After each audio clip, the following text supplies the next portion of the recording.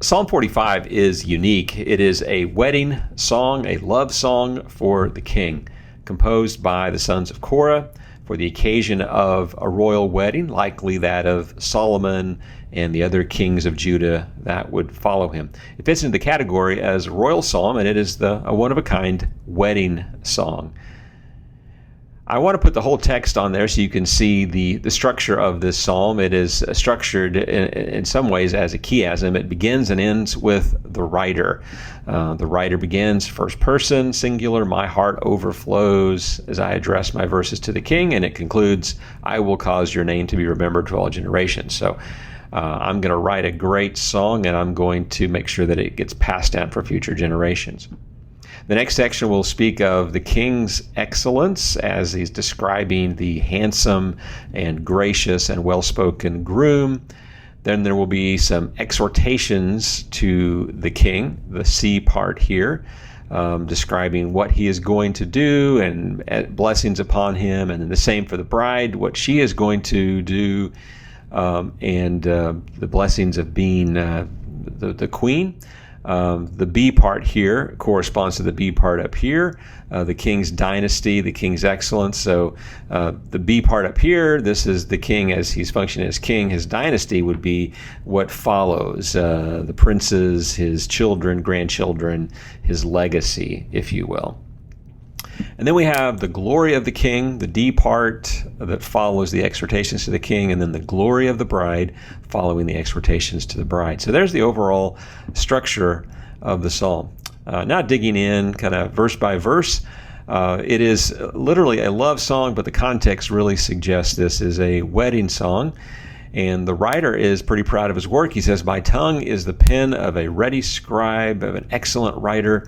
He begins to describe the king as being handsome and having gracious lips. That is, he's a very eloquent speaker. Something very important for a politician, for a leader, is to be well-spoken.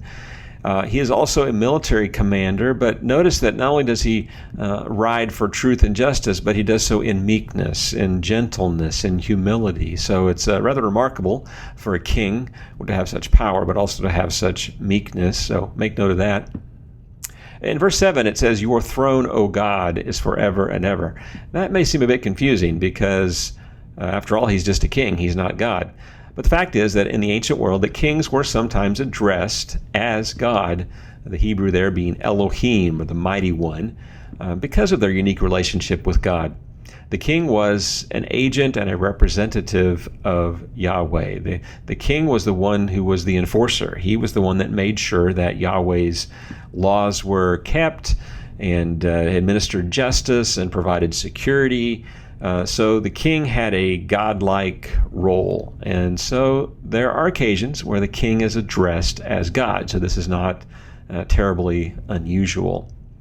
As the wedding is described, we have some, what we might say, sensual language here. That is, it appeals to the senses. We have the fragrance of myrrh and aloes, cassia. We have the beauty of ivory palaces. We have the sound of stringed instruments that are making you glad. So it's a beautiful royal wedding with something for all the senses. The queen is addressed in verse 9. The queen in the gold of Ophir, O daughter. So that's the same. The daughter corresponds to the queen. And Ophir is on the Arabian Peninsula. That's to the south. It was known for its mining, its mineral resources. And then to the north, we have the city of Tyre.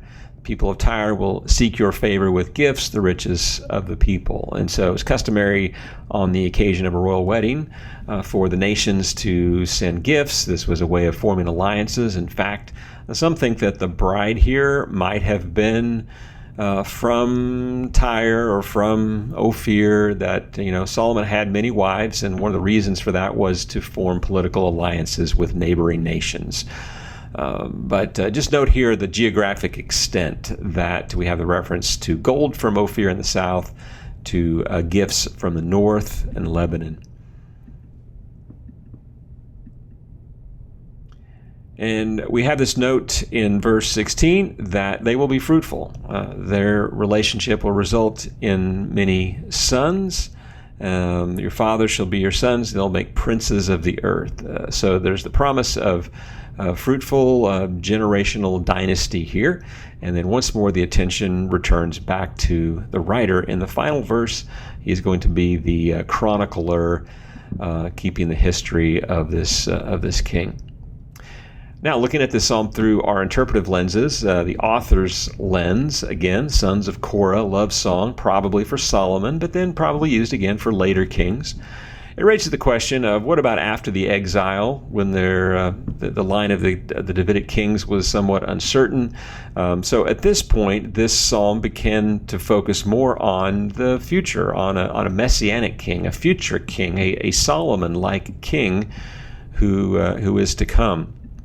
As far as theology, the psalm reminds us that God reigns through his anointed king. As we noted earlier, the king here is addressed as God, and this is how it worked in the ancient world. The king was a representative of God, and hopefully that king was good and faithful and was a representative of God to the people, and the king in turn represented the people before God. The king was a spiritual leader. He prayed on behalf of the people, and kind of a mediator between God and the people. So all of that is setting up, as you may already guess, the role of Jesus as Messiah. Our third lens is the lens of the editor, and we note that there are 8 psalms of the sons of Korah here. Psalm 42, 43 is one that was split. And we might see here a chiasm. We see these 3 laments, and then there's this royal wedding. And then the things change quite a bit. We have these great songs of confidence that God is with us in our city. And while we were slaughtered in battle, Psalm 44, our city was overrun. Here we're assured that God is with us and we can't be defeated because our God is on the throne. So that could be the arrangement there of those songs of the sons of Korah. Alternatively, another way to look at these would be perhaps a little more simple here. There are 3 laments that say God has abandoned us. Then we have a wedding, and then all of a sudden things turn around. We have trust and celebration in God's security. God is with us. And then our final Psalm 49 is in contrast to trusting in wealth. We should trust in God. So it's a wisdom psalm. So perhaps that's another way of looking at this grouping of songs. But we want to get to Jesus and the Jesus lens of this psalm. And of course, this psalm is quoted by the writer of Hebrews right from this wedding song. He says, of Jesus, of the Son, that your throne, O God, is forever and ever, righteousness, the scepter of your kingdom. So Jesus is this Solomon-like king. In fact, Jesus said of himself that one greater than Solomon is here. He described himself as greater than Solomon. So Jesus is playing into this view of himself as a David-like, as a Solomon-like king. Matthew introduces his gospel by saying this is the genealogy of Jesus, son of David. So Jesus is the Messianic king. In this case, it is quite literally. He is God. Your throne, O God. Jesus is God. In fact, that's the point that the author of Hebrews is making, is that Jesus is greater than a king. He's greater than the angels. He is the Son of God. Now, if verses 6 and 7 are about Jesus, then isn't it likely that this entire passage, in fact, could be said of Jesus, that grace was poured upon his lips? Of course, Jesus was gracious. He was a great speaker, a great teacher, eloquence. They were shocked that a man as a carpenter trade would have such words, and yet he did. He also was known for his meekness, for truth, for righteousness. We have these descriptions of battle, sharp arrows, and Jesus certainly was victorious over sin and death. He was sharp with his words in every way. So Jesus is the fulfillment, I believe, of this promise, of this Solomon-like king.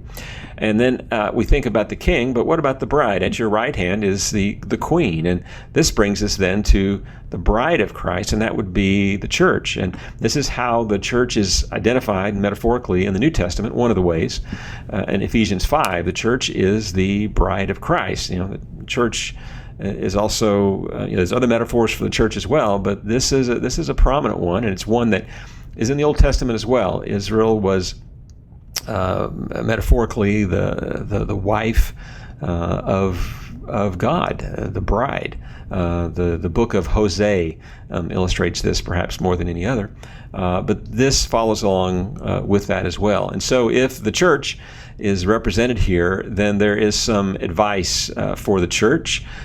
First, to forget your people and your father's house. You see, when you become a member of the church, you become part of the church, you take on a new identity. You have a new family. You take on a new name. You are a Christian belonging to Christ, in the same way that a bride might take the name of her husband, get a new name, and get a new family, leave her family and create a new family together. That's the sense there.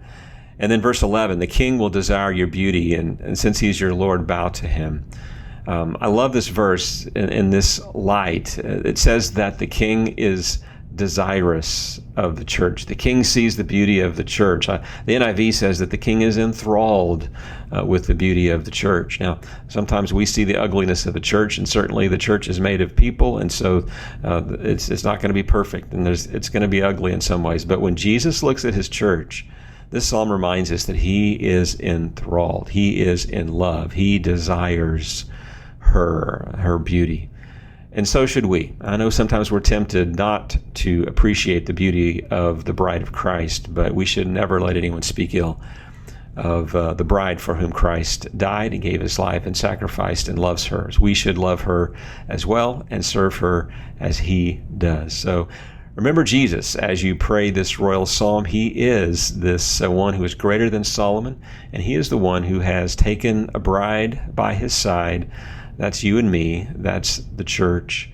How wonderful to be called by his name, to be part of his family, and through him to reproduce ourselves in others, generation after generation, to fill the earth with princes and princesses of the King.